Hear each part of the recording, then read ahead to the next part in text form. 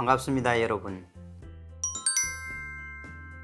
지금 코로나19로 인해서 많은 고통을 받고 있고 또 우리 삶에 많은 변화를 주고 있습니다. 이럴 때일수록 철저한 개인위생과 면역의 중요성을 다시 한번 깊이 깨닫는 그런 시기가 아닌가 생각됩니다. 인류 역사는 끊임없는 투쟁의 역사입니다.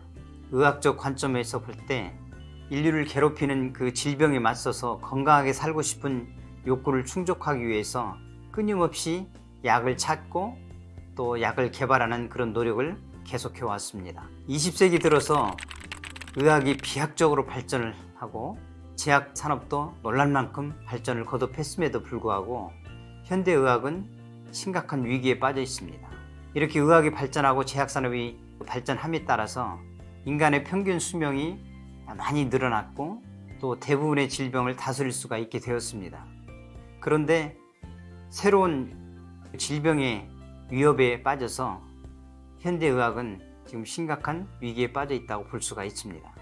처음 20세기 들어서 최고의 발명품이라고 할 수 있는 항생제, 즉 페니실린이 발명이 됨으로써 그 인간의 기대 수명도 많이 늘어났고 우리의 그 대부분의 질병을 다스릴 수가 있게 되었습니다. 감염 질병을 다스릴 수가 있게 되었음에도 불구하고 안타깝게도 항생제의 오남용으로 인해서 어떤 항생제도 듣지 않는 슈퍼박테리아 출현은 의학계를 굉장히 두렵게 하고 어렵게 만들고 있습니다. 1차 항생제가 발명이 되고 새로운 내성 세균이 계속 생김으로 인해서 2차, 3차, 4차 항생제들이 계속 개발을 했음에도 불구하고 더 이상 어떤 항생제도 듣지 않는 슈퍼박테리아는 우리를 너무 두렵게 만들고 있습니다. 또한 그 새로운 변종 바이러스가 계속해서 우리를 괴롭히고 있습니다. 최근 우리가 경험한 바이러스는 에이즈 바이러스, 사스, 메르스, 에볼라, 지카, 또 요즘 그 코로나19 바이러스 이렇게까지 새로운 변종 바이러스가 계속 출현을 하고 있고 또 앞으로도 또 새로운 변종 바이러스가 계속해서 생겨 우리 인간을 굉장히 어렵게 만들고 고통스럽게 할 것으로 예상을 하고 있습니다. 그리고 조기 진단 방법과 치료 방법이 계속 발전을 함에도 불구하고 악성암이 계속해서 증가를 하고 있고 한국 환자들의 절대적인 사망 원인 1위가 바로 악성암입니다. 그리고 암과의 전쟁에서 사실 의료계가 완패했다고 볼 수가 있는 거죠. 그리고 계속해서 증가하고 있는 그 자가면역 질환과 비만, 이 비만의 2차 그 질병이나 합병증이나 이런 문제로 인해서 의료계에서 특별히 해줄 수가 없는 어려움에 빠져 있습니다. 그래서 이런 문제 때문에 현대의학은 심각한 위기에 빠져 있는데 그때 우리가 다시 면역 시스템의 중요성을 다시 한번 깨닫게 되고 여기에 그 연구를 계속해서 하고 있고 또 이 면역 시스템을 이용한 새로운 치료 방법들이 개발되고 있습니다. 2012년도에 세계적으로 과학 다큐멘터리 방송으로 유명한 내셔널 지오그래픽에서 아주 재미있는 방송을 했습니다. 인류를 멸망시키는 시나리오 10가지를 선정해서 방송을 했는데 그 중에서 눈길을 끄는 거는 바이러스에 의한 시나리오가 2가지가 선정이 됐다는 거죠. 6위의 그 변종 바이러스에 의한 그 전염병, 그리고 1위에 선정된 것은 그 합성 생물학, 즉 새로운 바이러스의 생산 위험인데요. 의학 기술이 발전함에 따라서 조그마한 연구소에서도 얼마든지 바이러스를 합성하고 또 생산해낼 수 있는 그런 상황입니다. 근데 여기에서 의도적이든 아니면 사고든 이런 바이러스가 그 새어나와서 전 세계적으로 번짐으로 인해서 우리 인류가 멸망에 빠질 수 있다는 거죠. 그러면 이런 그 바이러스나 전염병에 대해서 어떻게 대처를 할까요? 현재 우리가 다 하고 있는 겁니다. 철저한 개인위생과 면역 시스템을 강화를 하고 철저한 방역이 필요하겠죠. 그리고 백신이나 항바이러스 치료제를 개발을 해서 사용을 하는 거죠. 그런데 안타깝게도 백신이나 항바이러스 치료제는 어렵습니다. 개발하기가. 왜냐하면 천문학적인 비용과 인력, 자원 이런 것들을 투자를 해야 되고 그리고 이 백신을 하나 개발을 하는데도 최소한 5년에서 10년 이상의 장기적인 시간이 필요하고요. 그런데도 불구하고 바이러스들, 특히 그 mRNA 바이러스는 그 복제하는 과정에서 변이가 쉽게 잘 일어납니다. 어렵게 힘들게 개발을 한 이런 백신이나 이런 것들이 무용지물이 될 수도 있고요. 그리고 새로운 변종 바이러스들이 계속해서 발생하는데 이런 거를 예측을 해서 새롭게 이런 백신이나 그런 치료제를 만드는 게 사실 굉장히 어렵다고 볼 수가 있습니다. 지금 이 순간에도 우리 몸에서는 생사를 건 치열한 전투가 벌어지고 있습니다. 단지 우리가 볼 수도 없고 또 만질 수도 느낄 수도 없을 따름이지만 말입니다. 이런 치열한 전쟁이 지금 이 순간에도 우리 몸에서는 계속해서 일어나고 있다는 거죠. 우리는 하루에도 수천 개의 암세포가 생기고 또 세균이나 바이러스, 독소 이런 것들이 우리 몸에 유입이 돼서 우리 정상세포를 공격을 합니다. 그런데도 내부의 적, 외부의 적으로부터 우리 몸을 건강하게 지켜주는 아주 고마운 존재가 있습니다. 그게 바로 면역 시스템이라는 거죠.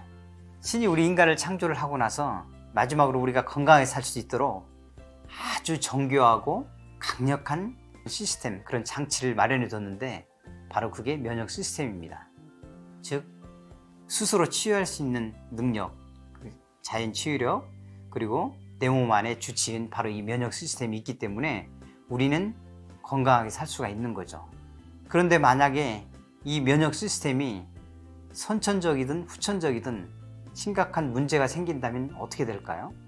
여러분은 혹시 버블보이라는 얘기를 들어보셨는지 모르겠습니다. 사진의 왼쪽에 보시면 이 어린아이는 1971년도에 미국 텍사스주에서 태어난 데이비드 베트라는 어린아이입니다. 이 아이는 선천적으로 면역 시스템이 심각한 결핍을 가지고 태어났습니다. 그래서 우리는 이렇게 아무렇지 않게 그냥 다닐 수도 있고 먹고 이런 활동을 다 할 수가 있는데 이 아이는 우리처럼 이렇게 밖으로 마음대로 다닐 수도 없고 먹을 수도 사람을 만날 수도 없습니다. 왜냐하면 면역 시스템이 너무 심각하게 결손이 된 상태로 태어났기 때문에 플라스틱으로 만든 유니트 공간 안에 이 아이는 갇혀 생활해야 됐습니다. 그래서 공기라든지 먹는 물, 음식 이런 것도 철저하게 소독을 해서 그 안으로 공급을 해줘야 되고요. 또 오른쪽에 보면 그 가족이나 친지, 지인들을 만날 때도 이 유니트 그걸 사이에 두고 만나야 되는 그런 안타까운 그 아이입니다. 그래서 이거를 보고 기자들이 이 아이한테 별명을 지어줬는데 바로 버블보이라는 별명을 지어줬습니다. 버블은 사실 터지면 금방 흔적도 없이 사라지는 그런 거기 때문에 이 아이는 버블처럼 아주 생명에 심각한 위협을 가지고 문제를 가지고 태어났기 때문에 기자들이 버블보이라는 그 별명을 지어줬는데 안타깝게도 이 아이는 딱 12년을 살고 사망을 했습니다. 그래서 기자들이 기사화했을 때 전 미국인들뿐만 아니라 전 세계인들이 굉장히 마음 아파하고 눈물을 흘린 일이 있었습니다. 그래서 우리는 이 면역 시스템이 이렇게 중요하고 이렇게 건강을 지켜주는 아주 고마운 존재임에도 불구하고 우리는 이런 거를 종종 잊고 사는 경우가 많습니다. 그래서 이 면역 시스템은 정리를 하자면 크게 세 가지로 요약해서 말씀을 드릴 수가 있습니다. 나의 정상세포와 내가 아닌 거, 비자를 구분을 할 수 있는 나한테 위협을 가할 수 있는 나쁜 적을 인지를 하는, 인식을 하는 작용이 있고요. 나를 공격하는 나쁜 거, 비자가 있으면 이런 것들을 처치를 하고 없애고 해결을 해야 되는 그런 반응을 합니다. 그리고 이런 정보를 기억을 했다가 나중에 똑같은 그런 적이 들어오거나 나쁜 것들이 우리 몸을 공격을 하려고 들어오면 바로 즉각적으로 대항해서 그걸 처치를 하고 해결을 하는 그런 역할을 합니다. 그래서 이 세 가지 역할, 즉 인지하고 반응하고 기억하는 이 세 가지 역할 중에 어느 하나라도 조금이라도 문제가 생긴다면 우리는 심각한 질병에 빠질 수도 있고 더 나아가서는 사망할 수도 있는 거죠. 그런데 이 면역은 항상 적절하게 밸런스, 균형을 잘 유지를 해야 된다는 거죠. 너무 예민하게 과잉 반응을 했을 경우에는 알레르기 비염이라든지 아토피, 건선, 천식, 꽃가루 알레르기 등 이런 여러 가지 질병들이 생길 수가 있고요. 이게 적절하게 반응을 해야 되는데 제대로 반응을 하지 못하는 그런 경우에는 각종 암이라든지 각종 세균, 바이러스, 뭐 곰팡이균 등등 감염성 질환에 걸릴 수가 있다는 거죠. 또 한 가지 재밌는 거는 이것도 IQ가 있어서 적절하게 나와 비자, 내가 아닌 것들을 잘 구분을 해야 되는데 정상적인 세포를 적으로 오인을 하고 이것들을 계속 공격을 해서 문제가 생기는 그런 일이 생길 수가 있다는 거죠. 그러면 IQ가 저하돼서 내 정상 세포를 적으로 오인하고 계속 공격을 하면은 각종 자가 면역 질환이 생길 수가 있다는 거죠. 그래서 우리 면역은 적절하게 밸런스를 균형을 잘 이루어서 적절하게 필요할 때 반응을 해야 된다는 거죠. 그래서 우리 몸의 방어 시스템은 크게 세 가지로 볼 수가 있습니다. 1차, 2차, 3차 방어로 나눌 수가 있는데요. 1차 방어는 일단 물리적인 장벽을 가지고 있습니다. 우리 피부라든지 점막이라든지 털이라든지 이런 것들이 1차적으로 물리적으로 적들이 유입하지 못하도록 방어를 하는 경우고요.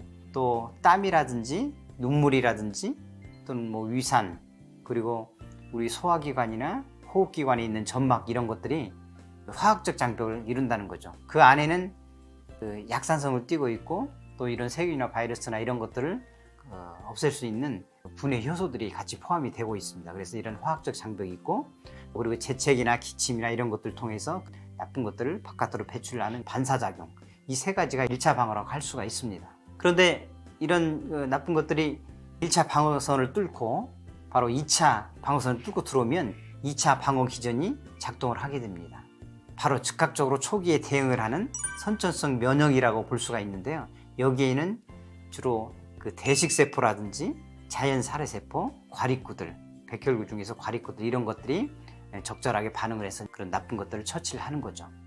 그리고 나서 이제 3차 방어로 가는데 좀 시간이 지나면 보통 뭐 한 2, 3주 정도 이상이 이제 걸리게 되는데, 이거를 후천성 면역이라고 볼 수가 있는데 여기에 관여하는 세포들이 바로 T세포하고 B세포가 있습니다. T세포는 세포성 면역을 주로 담당을 하고요. B세포는 항체를 만들어서 중화를 시키는 그런 체액성 면역을 담당하게 되겠습니다. 그래서 우리 몸은 이런 1차 방어, 2차 방어, 3차 방어를 통해서 우리 몸을 방어를 하고 건강을 유지를 시켜준다는 거죠. 그러면 지금부터는 실제적으로 우리 몸에서 이 면역 세포들이 어떤 그 작용을 하고 있는지, 어떤 활동을 하고 있는지를 우리가 실제적으로 눈으로 확인을 할 수가 있습니다. 이 면역 세포는 어떤 세포들일까요? 그 혈관이 터져서 피를 낸다든지 아니면 혈액을 채취를 하면 이게 빨간 그 액체로 되어 있습니다. 그래서 우리 눈에는 빨간 액체로만 보이죠. 이 액체 안에는 우리 눈에는 안 보이지만 혈구들이 있다는 거예요. 이렇게 적혈구가 있고요, 혈소판이 있고 백혈구가 있습니다. 이 백혈구들이 바로 면역 세포들인데요. 이 백혈구는 종류가 아주 다양합니다. 종류가 굉장히 다양하고 이것들은 고유한 기능을 가지고 있어서 역할을 하지만 서로 유기적으로 굉장히 긴밀히 협조해서 같이 공조를 해가지고 적들을 물리치는 그런 작용을 하고 있습니다. 바로 이 사진은 우리가 일반 현미경으로 볼 수는 없고요. 혈액을 이제 전자현미경으로, 특수현미경으로 촬영을 한 그런 사진이 되겠습니다. 지금 여기 보시면 오른쪽에 그 안테나처럼 나와 있는 이 세포가 바로 수지상 세포입니다. 이 수지상 세포는 이렇게 나뭇가지처럼 안테나처럼 나와 있다 그래서 수지상 세포라고 그러는데요.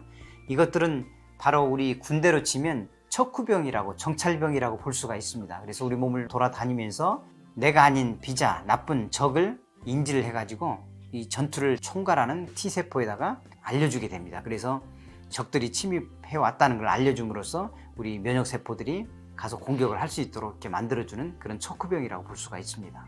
지금 이 사진은요, 이렇게 왼쪽에 보면은 박테리아들이 떼거지로 이렇게 몰려 있습니다. 증식을 해서 몰려 있는데 그 오른쪽에 대식세포가 이것들을 가서 잡아먹고 있는 그런 사진이 되겠습니다.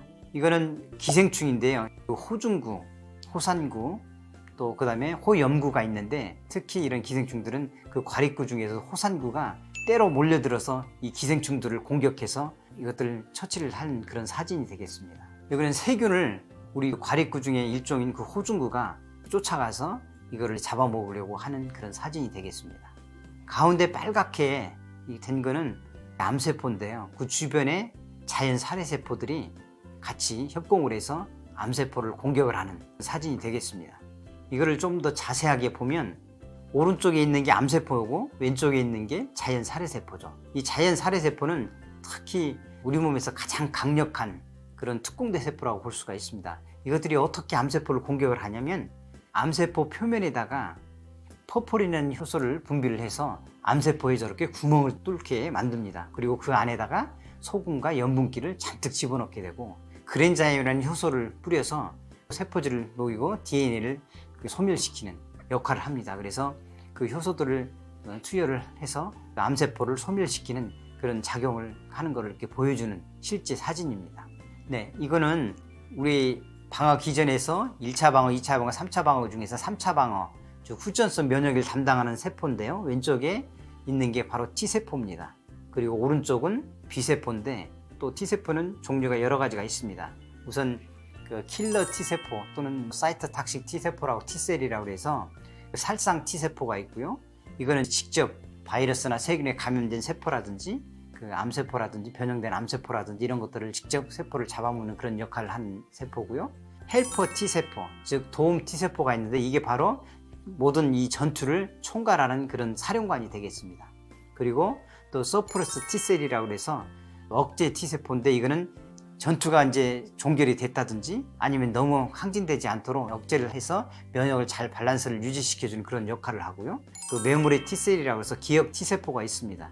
이런 것들은 그런 정보들을 다 기억에 뒀다가 다음에 또 필요할 때 바로 즉각적으로 대응할 수 있도록 정보를 저장하는 그런 세포들이 있습니다. 그리고 오른쪽에 그 B세포는 T세포, 특히 그 도움 T세포, 헬퍼 T셀의 정보를 받아가지고 그 적들, 뭐 바이러스라든지 박테리아라든지 그 적들의 적합한 미사일 같은 공격을 만드는데 그게 뭐냐면 그 엔티바디, 항체를 생성을 합니다. 그래서 적들의 표면에 붙어서 중화를 시키는 역할을 해서 그것들이 활동을 하지 못하도록 하는 역할을 합니다. 이런 세포가 바로 오른쪽에 있는 B세포인데요. 이것이 바로 체액성 면역을 담당하는 B세포가 되겠습니다. 가운데 파랗게 된 거는 암세포입니다. 그리고 주변에 있는 세포들이 바로 독성 T세포입니다. 이 독성 T세포들이 그 안에 빨간 과립들이 들어있습니다. 그래놀이라는 과립들이 들어있는데 여기에서 독소들을 가지고 있어가지고 암세포를 사멸하는 사진이 되겠습니다. 지금 이런 사진들은 일반 현미경이 아닌 특수 전자현미경으로 스캔을 떠서 거기다가 색소를 입혀가지고 특수 촬영을 한 진짜 우리 몸에서 직접 이렇게 활동을 하는 그런 모습들입니다. 정말 대단히 신기한 모습이죠. 그러면 T세포 중에서도 특히 도움 T세포, 헬퍼 T셀이라는 이 도움 T세포가 전투를 총괄하는 지휘자, 즉 그 총사령관이라고 볼 수가 있는데요. 아무리 전쟁을 할 때 군인이 아무리 많고 무기가 장비가 아무리 많다 하더라도 전쟁을 효율적으로 총괄 지휘하는 사령부 역할이 굉장히 중요합니다. 그 역할을 그 T세포 중에서도 도움 T세포가 하는데 그림에서 보면 왼쪽이 도움 T세포고요. 오른쪽이 그 자연 살해세포, 내추럴 킬러셀이죠. 이 내추럴 킬러셀은 2차 방어 기전을 담당하는데 직접 돌아다니면서 암세포라든지 바이러스나 박테리아나 감염된 세포들을 직접 죽이는 역할도 하지만 이제 만들어져서 아직 적군을 만나지 못해서 활성화가 되지 않은 그 NK 세포들이 있습니다. 이런 것들에 각자 백혈구 세포들이 적들과 싸우고 그런 정보들을 다 이 T세포한테 전달을 해줍니다. 그러면 이 T세포가 아직 활성화되지 않은 그런 NK세포, 자연 살해세포한테 정보를 주는데 그래서 이거를 이제 활성화시킵니다. 액티베이션 시킨다고 그러는데 활성화시켜서 가서 적들을 물리치는 역할을 하는데 이때 이 전투를 할 때 서로 간에 긴밀하게 그 서로 정보를 교환하고 이렇게 해야 되는데 이 백혈구 세포들은 어떤 식으로 정보를 교환을 할까요? 사이토카인이라는 단백질 세포들을 분비를 해서 그 안에 정보를 주고받는데 바로 이런 것들을 총칭을 해서 사이토카인이라고 하는데 이 단백질 세포를 분비를 해서 정보를 주는데 바로 그게 트랜스퍼 팩터라는 거죠. 이 트랜스퍼 팩터라는 거는 단백질의 일종인데 여기에 바로 그 정보들을 담고 있어서 서로 간에 긴밀하게 유기적으로 그 정보를 얻고 또 그 정보를 가지고 또 가서 활동을 하고 또 유기적으로 그 백혈구 세포들과 같이 이렇게 유기적으로 활동을 해서 적들을 물리치는 그런 역할을 한다는 거죠. 그러면 이 트랜스퍼 팩터라는 거는 어떻게 처음 누가 발견을 했을까요? 처음 발견한 사람은 1949년도에 셔드 로렌스 박사라는 사람이 처음 발견을 했습니다. 이분은 뉴욕 의과대학의 내과 교수이고 또 그 과학자였습니다. 주로 감염학을 연구하는 내과 의사 과학자인데, 이분이 처음에 이제 백혈구 세포에서 추출을 한 그걸 가지고 결핵을 이미 한번 앓고 난 환자의 백혈구에서 추출을 해가지고 이거를 결핵에 노출되지 않은 사람들한테 주사를 줬더니 면역 반응이 나타난 것을 처음으로 발견을 해서, 바로 이 면역 정보가 뭔지는 모르지만 면역 정보가 이 사람에서 이 사람으로 간다. 그래서 이 사람이 처음으로 고민하다 이름을 붙인 게 바로 트랜스퍼 팩타라고 이름을 붙여서 논문을 발표를 하게 됩니다. 이 트랜스퍼 팩타라는 거는 사실 특별한 게 아닙니다. 트랜스퍼라는 거는 전달한다, 전이한다, 옮겨진다 이런 말이고요. 팩타라는 거는 어떤 인자, 요소, 뭐 물질 뭐 이런 얘기가 되겠습니다. 그래서 면역 정보가 여기 이쪽 사람에서 이쪽으로 옮겨진다 그런 말입니다. 그래서 이분이 처음 그렇게 그 명명을 하고 논문을 발표를 했고요. 그런 다음에 많은 이제 의사, 과학자, 뭐 셰우드 로렌스 박사도 평생 동안 세포 면역을 이제 연구를 했던 사람인데요. 많은 이제 과학자들, 의사들이 이제 이걸 가지고 연구를 하게 됩니다. 그런데 이게 우리 피에만 있는 게 아니고요. 엄마의 그 초유에도 다량으로 포함됐다는 것을 과학자들이 밝혀냅니다. 금방 이제 아기가 출산을 하고 나면 아이는 면역 시스템은 있지만 면역 정보가 부족하잖아요.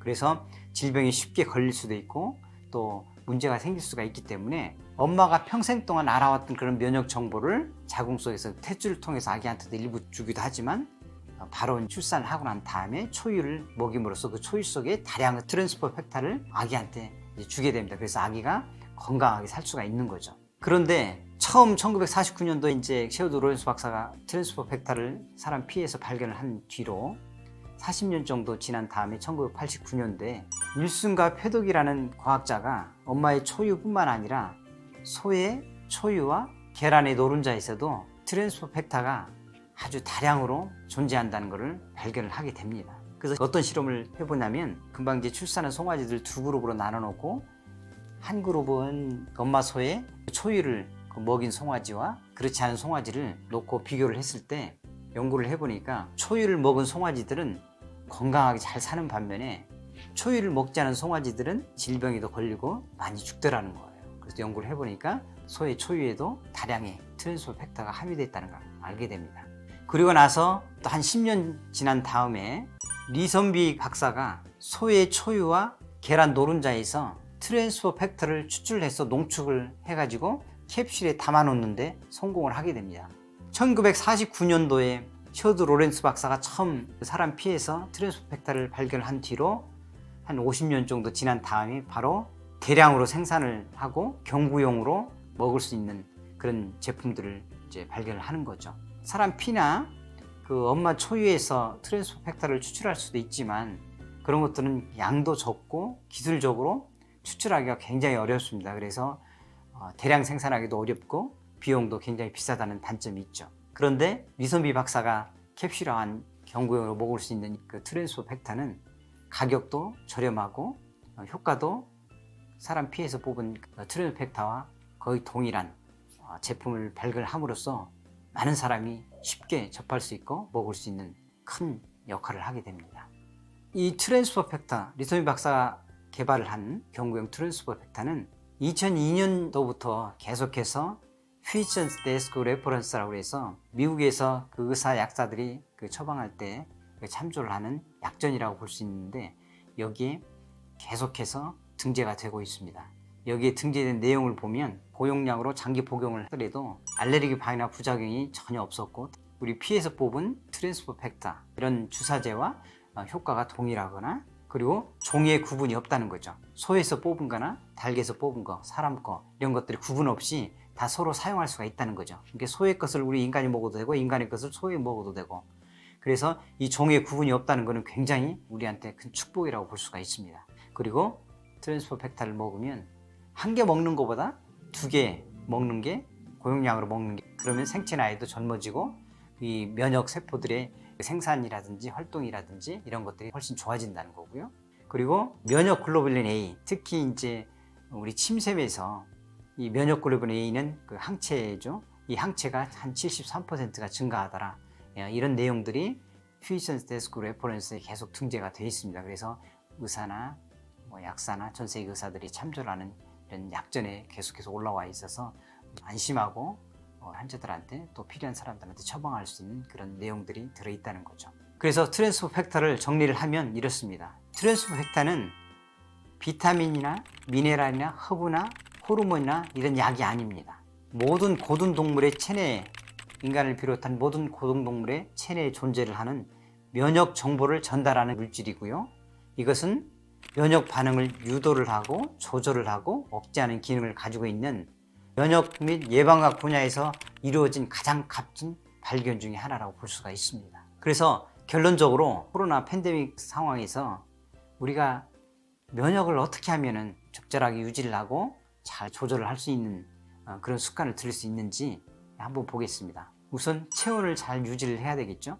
세계적인 면역학자인 아보토르 박사는 이 체온 면역학을 만들어서 우리가 체온을 굉장히 유지를 잘 해야만이 면역을 적절하게 유지를 할 수 있고 면역을 최상화할 수가 있다, 이렇게 합니다. 체온이 1도가 떨어지면 면역력은 한 30%가 감소를 하고요.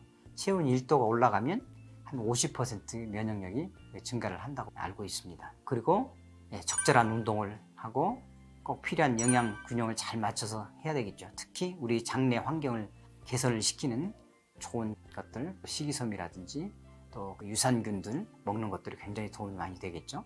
스트레스를 적절히 잘 관리를 하고 충분한 양질의 그 수면을 취하는 게 굉장히 도움이 되고요. 개인 위생과 백신 예방접종을 맞는 게 굉장히 도움이 되겠죠. 그리고 또 면역에 도움이 되는 좋은 제품들을 잘 선택을 해서 먹는다면 우리 면역을 최정상화시키고 잘 유지를 해서 코로나 팬데믹 그 상황에서 우리가 그 건강을 잘 지킬 수가 있고 또 우리가 행복하게 살 수 있다고 생각을 합니다. 지금 어렵고 힘든 그런 시기지만 빨리 이 코로나가 종식이 되어서 정상적인 일상적인 생활로 돌아갔으면 좋겠습니다. 여러분들 모두 건강하시고 행복했으면 좋겠습니다. 감사합니다.